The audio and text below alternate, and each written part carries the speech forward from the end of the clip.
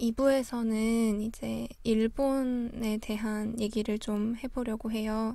저희 5월호 1면에 실린 기사인데요. 야기시타 유타의 자기 책임론의 나라, 개인 탓하기로는 최고인 일본입니다. 제목을 참 잘 지은 것 같아요. 맞아요. 기사는 먼저 2004년에 있었던 일본인 이라크 납치 사건을 이야기하면서 시작합니다. 당시 18세였던 이마이 노리야키가 걸프전으로 피해를 입은 아동들을 돕고자 이라크로 떠나게 되는데 입국 직후에 다른 일본인 2명과 함께 무장단체에 납치가 됩니다. 이들은 9일간 억류 상태로 있다가 다행히 풀려났지만 자국에서 혹독한 비난의 대상이 되어야 했습니다. 피해자인 이들이 대체 왜 욕을 먹어야 했을까요? 이러한 일본의 비난의 근간에는 자기 책임 논리가 있습니다. 일본어로는 지코 세키닝이라고 해요. 자신들 마음대로 위험한 나라에 갔다가 납치된 사람들을 정부가 왜 세금으로 구출해야 하냐는 비난입니다. 2004년 당시의 언론 보도를 좀 보면요. 요미우리 신문에서는 비열한 협박에 굴복해선 안 된다 라는 헤드라인으로 사설을 냈고, 또 산케이 신문에서는 무모하고도 경솔한 행동을 한 이들에게 자기 책임의 원칙을 이라는 헤드라인으로 보도를 했습니다. 정말 강력하게 비난을 했어요. 정부가 작년부터 이라크로부터 대피 권고를 냈고 이어서 올해만도 13번이나 주의 환기에 정보를 내면서 민간인의 퇴거를 요구하고 있다. 3명은 사건에 말려든 것이 아니라 스스로 위험 지역에 뛰어들어가 이번 사건을 자초한 것이다. 자기 책임의 자각을 결여한 무모하고 무책임한 행동이 정부와 관계기관 등에 커다란 무용의 부담을 주고 있다. 심각히 반성해야 할 문제다. 이렇게 인질로 잡힌 일본인 3명에 대한 사회적 비난 여론을 옹호하는 논설을 전개하면서 피해자들의 무책임성을 부각하고 비난했습니다. 네.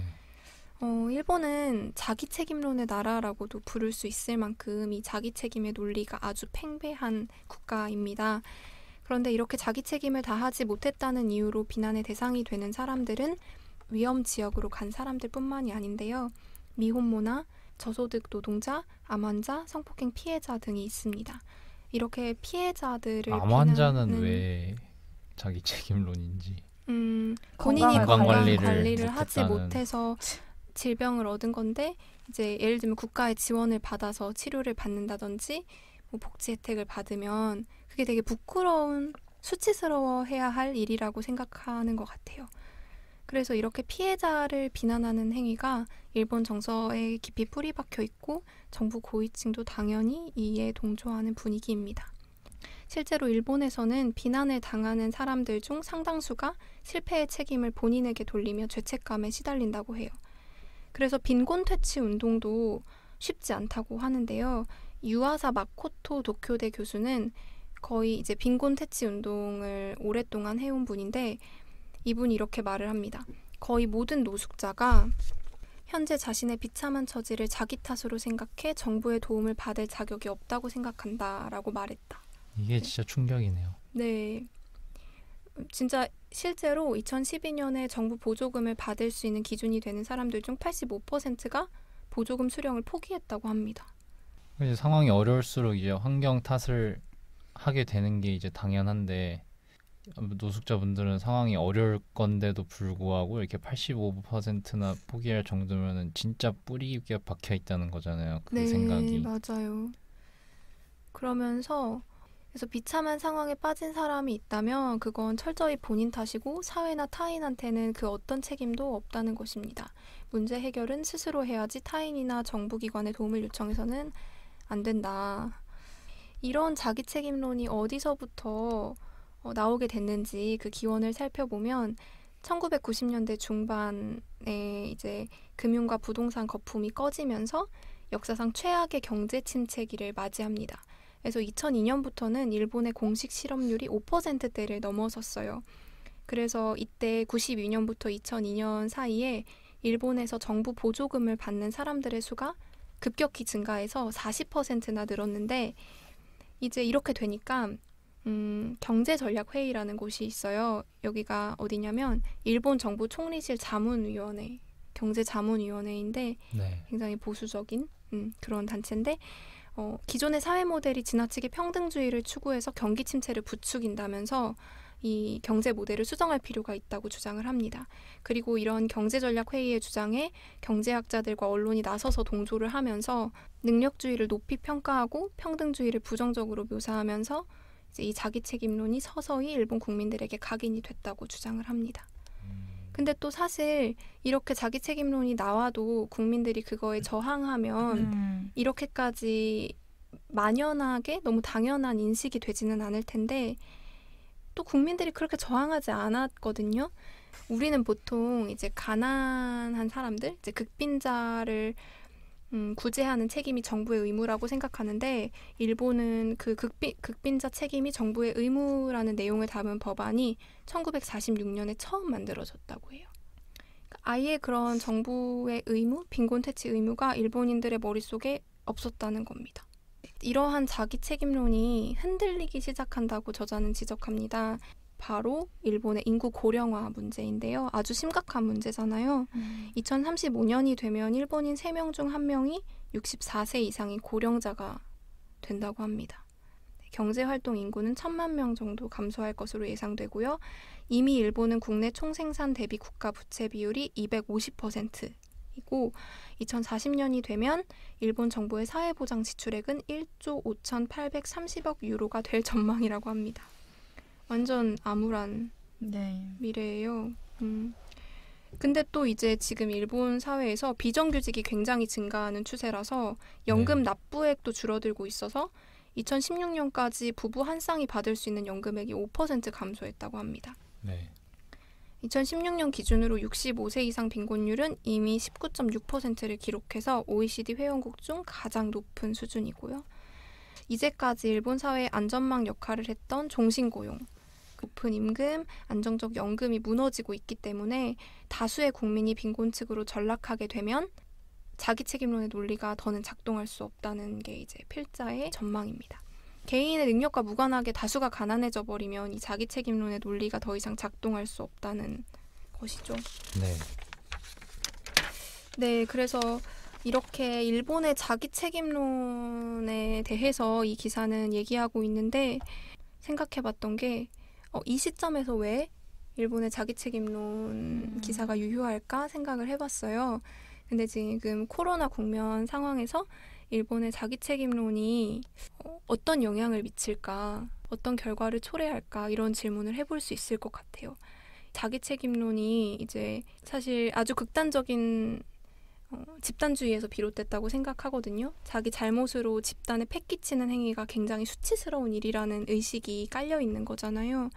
그러면 감염자들이 자기가 감염된 걸 밝히고 검사받고 치료받는 것보다는 좀 숨기려고 하고 맞아요. 네, 이런 대응이 사실 급속도로 일본 사회에 바이러스가 전파되는데 영향을 미쳤을 거란 생각이 들어요.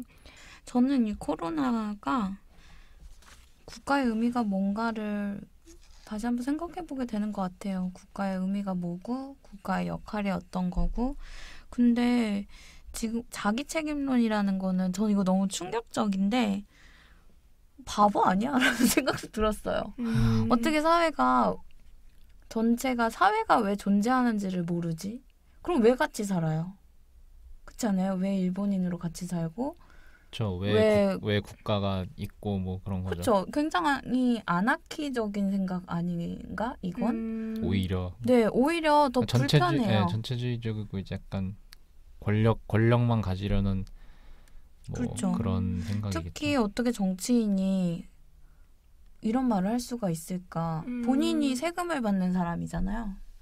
녹봉을 받는 사람이 어떻게 녹봉 그렇죠. 세금을 가지고 그런 녹봉을 받는 사람이 어떻게 국가의 이런 녹을 말을 먹는 할 사람. 수 있는 걸까? 감히라는 생각을 했었거든요. 그런데 또 정말 신기한 것은 어떻게 사회적 인식도 이게 같이 갈 수 있을까? 물론 기사에서 설명을 해주었지만 잘 이해가 안 돼요. 어떻게 봉기가 일어나지 않고 국민들이 네. 그때까지 버텼을까? 제가 생각할 때 또 한 가지 차이를 생각해 보면 섬나라여서 그런가? 라는 생각도 들더라고요. 사실. 그죠. 지리적인 특징도 중요하죠. 과거에는 특히 그랬을 것 같아요. 1946년까지 그 태평양 전쟁이 있을 때까지 그렇게 빈곤을 내버려 둔 상태였다고 했을 때, 그럼 1946년도까지 사람들은 어찌 보면 그 섬 내에서 이것이 당연히 돌아가는 이치구나, 삶이 돌아가는 이치구나라면서 살지 않았을까 하는 생각이 들어요. 네. 한국에서는 당시에 중국에서는 이런 일이 있대 라든지 저 먼 나라 뭐 코쟁이들의 나라에서는 이런 일이 있대, 오랑캐의 나라에서는 이런 일이 있대, 뭐 이런 얘기들을 했었을 거 아니에요. 그래서 그것들을 멀리서나마 접하고 뭔가 계몽이 되는 그런 계기들이 있었을 텐데, 일본은 그게 참 어려웠지 않았을까. 소수의 정말 권력을 가진 사람들만 미국에 가서 교육을 받을 수 있었을 거고, 자본주의 같은 것들을 그냥 자신의 방식으로 어떤 자유, 어떤 능력주의 이런 것들을 국가에 심었던 게 아닐까라는 저의 어떤 생각이 들더라고요. 그래서 저 최근에 친구랑 얘기를 하다가 일본 망하는 거 아니야? 이런 얘기를 한 적이 있어요. 정말 네, 네네네. 일리 있는. 네, 일본 망하는 거 아니야? 코로나 지금 이렇게 대처하는 방식에서도 그렇고, 정치인들이 정말 공식석상에서 얘기하는 걸 들어보면은 제가 저 나라의 국민이라면 정말 암울할 것 같았어요. 네, 저는 환경부 장관이 굉장히 한동안 이슈였었어요. 일본 환경부 장관이 고이즈미 총리 아들이에요. 그분이. 근데 얼굴이 좀 잘생겼다고 해가지고 처음에 유명했었거든요. 네. 그러니까 제 스타일은 아닙니다만. 근데 이제 조금 이제 일본 사람들이 좋아하게 생긴 것 같기도 해요. 근데 환경 정책에 대해서 네. 나와서 얘기해보라고 했더니 환경 정책은 섹시해야죠. 뭐 이런 말을 했어요. 뭔가요? 네, 정말 동문서답을 할 수 있는 최고의 능력자다. 한국 사람들이 유튜브에서 그런 얘기 하더라고요. 근데 일본 정치인들도 참 망언 많이 하는 것 같아요. 네, 정말 망언을 많이 하고, 그런 정치인들을 보면서 사실 일본 국민들도 굉장히 똑똑하다고 저는 생각하거든요. 그쵸. 그 사람들은 어떤 생각을 할까? 왜 반응하지 않을까? 특히 이 언론인은 정말 많은 글을, 외신도 읽을 것이고 정말 많은 글을 읽으면서 어떤 생각을 했을까? 정말 참담하지 않을까라는 생각이 들더라고요. 이제 뭐 망언이 나오는 거는 이제 자기 권력이 무너지지 않을 거라는 뭐 확신까지는 네. 아니지만 어쨌든 그런 안심이 있기 때문에 이제 그쵸. 그냥 뭐 자기도 모르게 이제 나오는 걸 테고. 어떻게 그렇죠? 그만큼 지금 권력이 공고한 거겠죠. 그리고 이제 그거에 대한 이제 저항도 물론 있지만 당연히 그게 지금 실제적으로 어떤 권력의 위협을 주지는 못하기 때문에, 우리나라도 뭐 다 겪어봐서 아시겠지만 뭐 그런 상황에서는 뭐 어떻게 할 수가 없잖아요. 권력이 네. 정말 자기 마음대로 뭔가를 하겠다 싶으면은 뭐 언론도 당연히 뭔 얘기를 잘못하면 당연히 이제 맞아요. 네, 뭐 블랙리스트에 오른다던가 뭐 갑자기 뭐 어쨌든 불이익을 본다던가. 일본도 뭐 그런 저항하는 지식인들이 많죠. 하지만 이제 그게 탄압이 왜 너무 심해요. 탄압이 심하고 뭐 그렇다 보니까 이제 뭐 그렇게만 알고 있는데, 여기 사는 사람 입장에서는 왜 계속 이렇게 이 상황으로 유지될까라는 이제 생각은 계속 하게 되죠. 저는 잘은 모르지만 일본의 그 천황으로 수렴된다는 생각도 들어요. 네. 천황. 진짜 천황이라는 맞아요. 존재가 일본 국민들에게는 어떤, 뭐랄까, 신 같은? 신이죠. 네. 저는 일본이 북한만큼 미지의 세계인 것 같아요. 알 것 같으면서도 정말 모르겠어요. 어떻게 가까우면서도 먼 나라라는 표현을 하잖아요. 네. 그쵸. 요즘에는 정말 멀어 보여요. 또 이제 또 이 자기 책임론 이거랑 같이 얘기를 해보면은 어쨌든 무슨 생각을 하는지를 잘 모르니까 일본 사람들이 실제로. 근데 지금 이제 이 코로나 바이러스 확산되면서 일본 상황도 굉장히 좋지 않다고 들었어요. 5월 4일에 주간 경향에서 나온 기사를 보면은 도쿄의 한 회사 기숙사에서 50대 남성이 숨진 채 발견됐는데 코로나 감염자로 확인이 됐고요. 이 사람이 4월 3일부터 보건소 상담센터에 수차례 전화를 걸었어요. 검사 받으려고. 근데 엿새가 지나서 9일에야 3일부터 전화했는데 9일에야 검사를 받았고 이틀 뒤 사망 후 양성 판정을 받았다고 해요. 근데 이 사망 소식조차 보름 이상이 지난 27일에야 기자회견을 통해 밝혀졌거든요. 근데도 시민들은 잠잠하고 우리나라였으면은 총리 관저 앞에 나가서 촛불이라도 들고 퇴진 시위라도 벌여야 맞아요. 정상인데 너무 놀라운 건 4월에 치러진 시즈오카현 중의원 보궐선거에서 집권 자민당 후보가 대승을 거뒀다고 합니다. 저희도 이제 최근에 총선 있었잖아요. 정말 이해할 수 없는 결과인 네. 거죠. 네. 충격이에요, 충격 이건. 네, 근데 네. 일본 사람들 이해할 수 각성- 없는 상황은 뭐 항상 일어나고 우리도 뭐 그걸 많이 겪었고 뭐 언제 뭔가 터지겠죠. 근데 이게 참 옆에서 보는 입장에서는 굉장히 이제 안타까운 거고 또 이제 최근에는 그 이 완치자 수를 계속 이 세잖아요. 네. 근데 거기에 이제 사망자를 이제 완치자 그 수에 포함을 시켰다가 뭐 또 논란이 되기도 했거든요.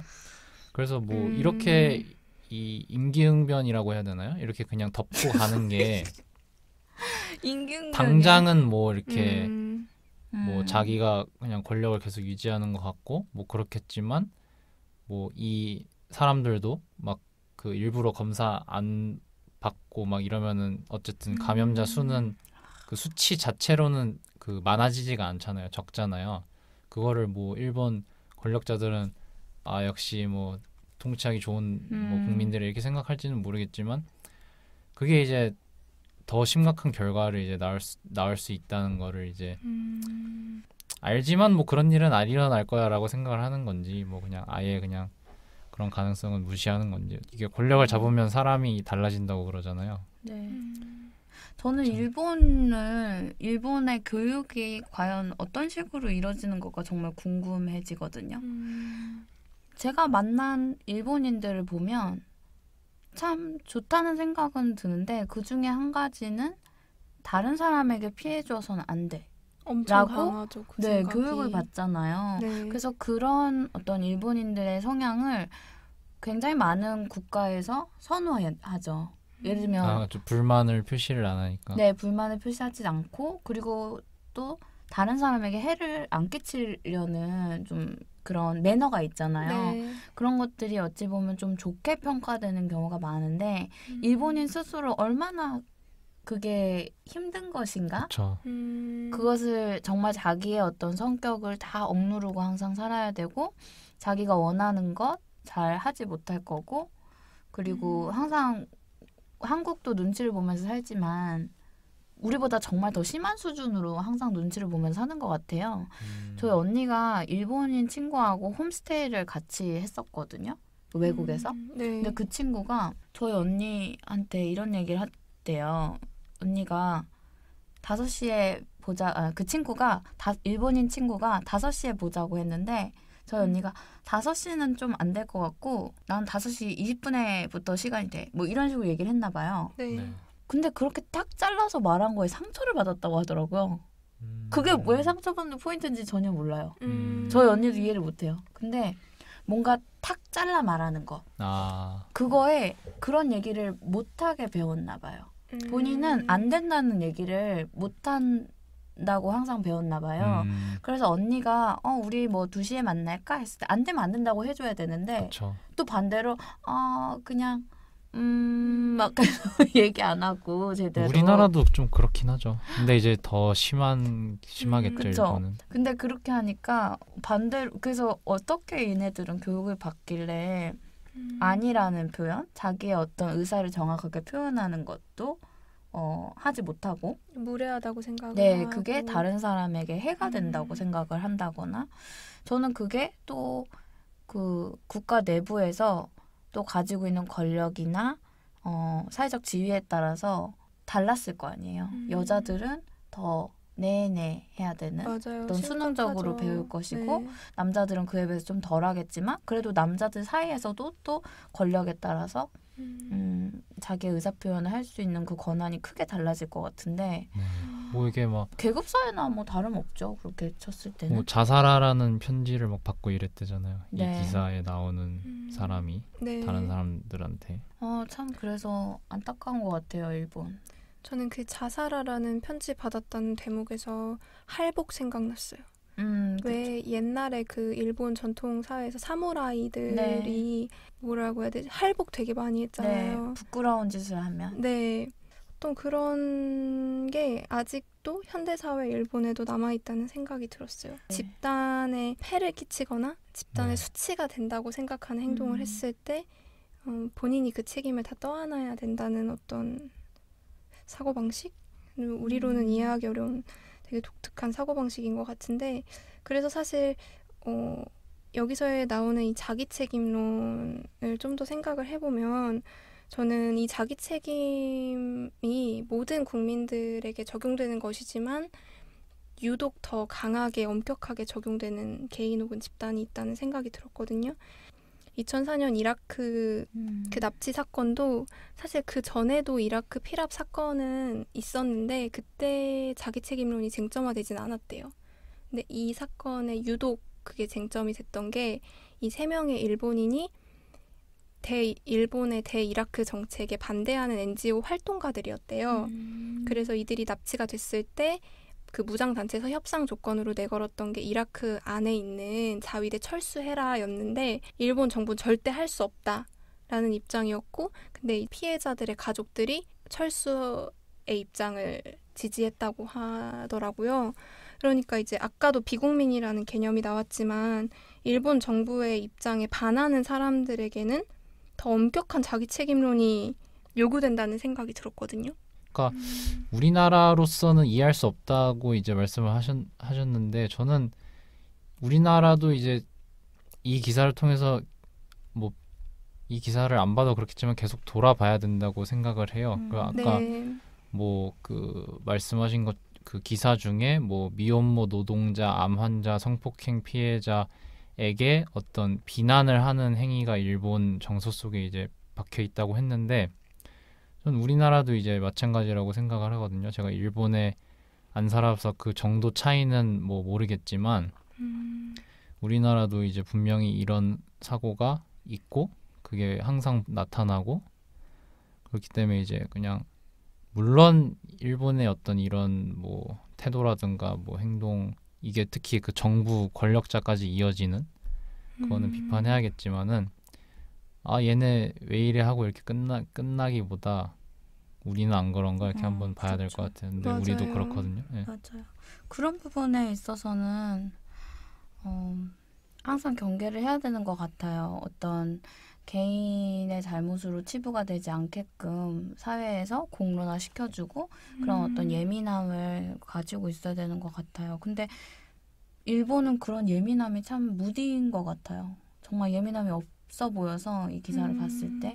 그래서 그 부분이 제일 좀 우려가 되는 부분이고 저는 이 기사의 말미쯤에서도 일본을 떠나서 뭔가 자기의 능력을 발휘하고 뭔가 일본에서 모두 네라고 할 때 아니라고 할 수 있는 그런 젊은이들이 더 잘 되는 거니까 용기를 갖고 열심히 해라. 약간 이런 격려의 말을 했던 게 있었잖아요. 그래서 그래도 거기에서 희망을 보는 것도 있는 것 같아요.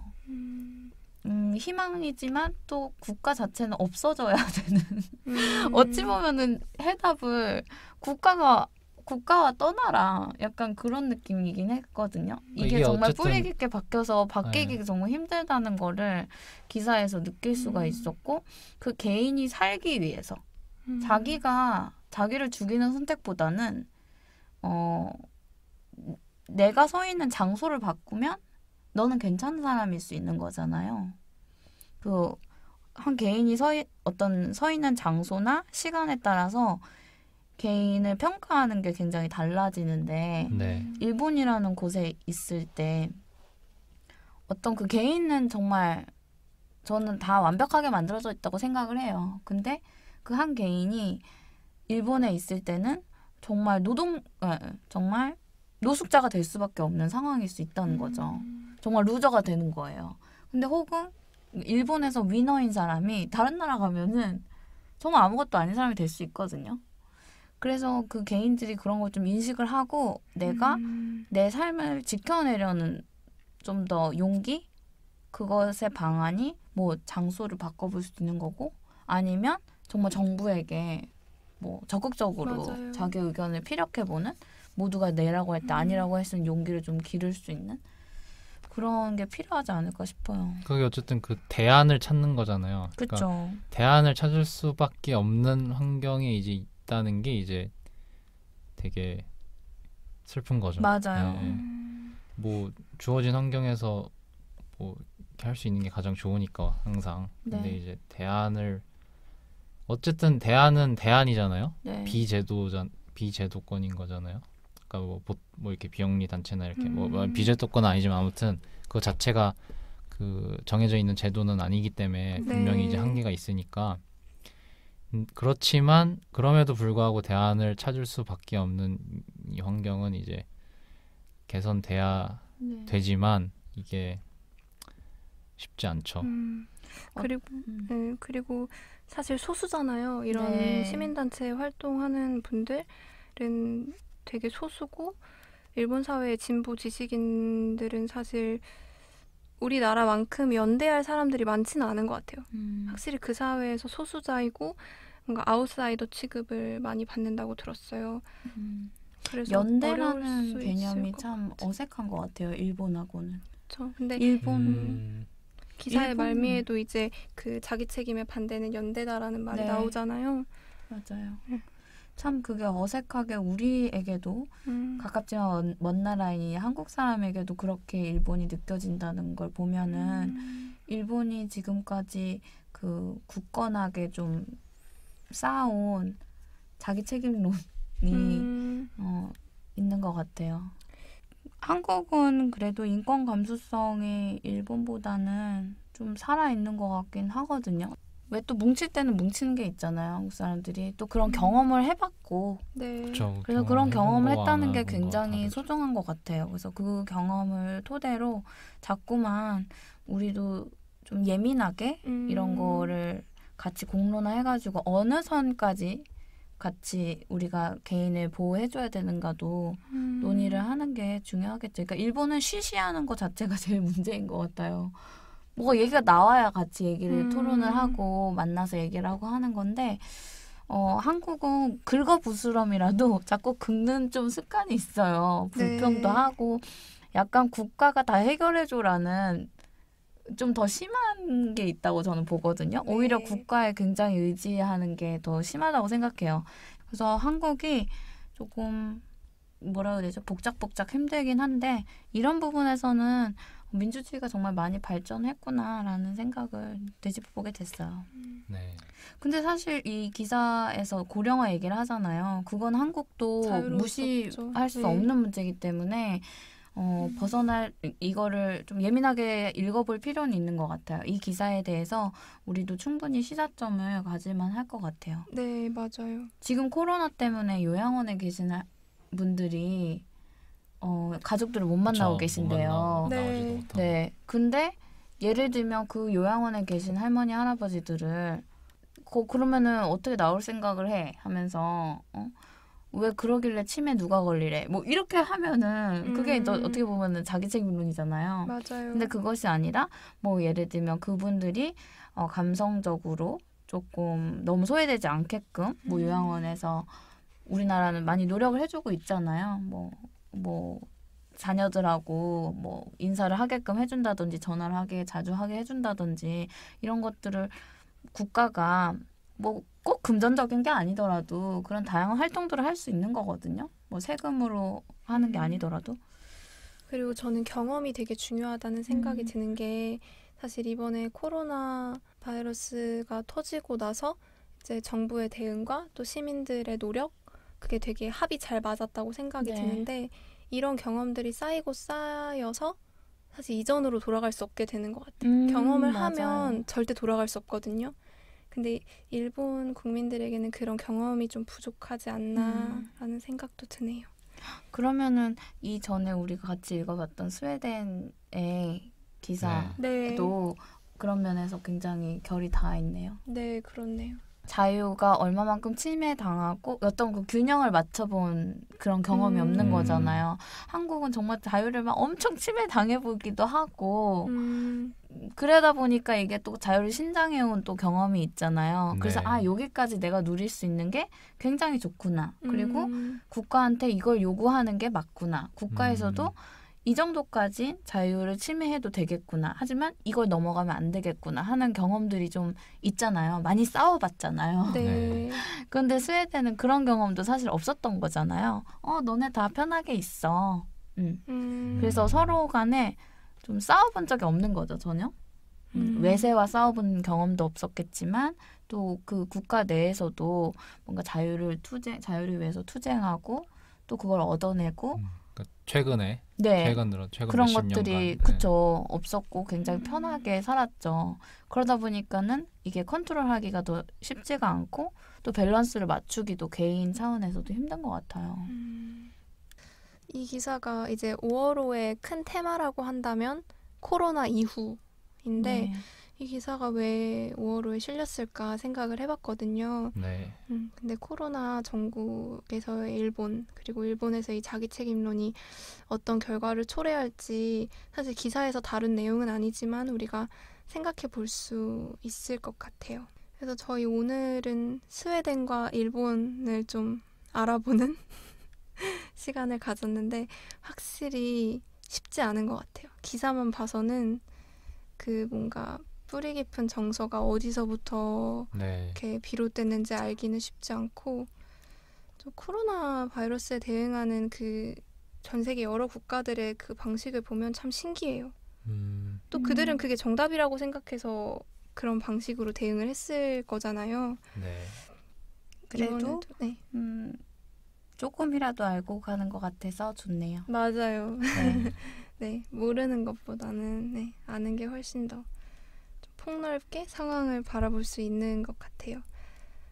저희 오늘은 5월호의 기사를 다뤄봤고요. 이번에 이제 말랑드의 코너로 낭독, 저자가 직접 읽어주는 르디플로라는 낭독 코너도 새롭게 만들어서 앞으로 올라갈 예정이니까 또 많이 사랑해 주셨으면 좋겠어요. 저자의 목소리로 직접 들으면 또 새롭더라고요. 네. 저희 이벤트도 하니까 많은 참여 부탁드리고 오늘 방송 들으시고 좀 앞으로 말랑드 이렇게 발전했으면 좋겠다. 이렇게 댓글 많이 남겨주시면 또 저희가 추첨 통해서 책 제목이 뭐죠? 비건 세상 만들기입니다. 비건 세상 만들기라는 아주 재밌고 유익한 책을 또 선물로 보내드릴 테니까요. 많은 참여 부탁드립니다. 네, 그러면 오늘도 들어주셔서 감사드리고요. 네, 코로나 마지막까지 우리 긴장 늦추지 말고 다들 조심하시고 건강 유의하시길 바라겠습니다. 그럼 다음 방송에서 만나요. 안녕. 감사합니다.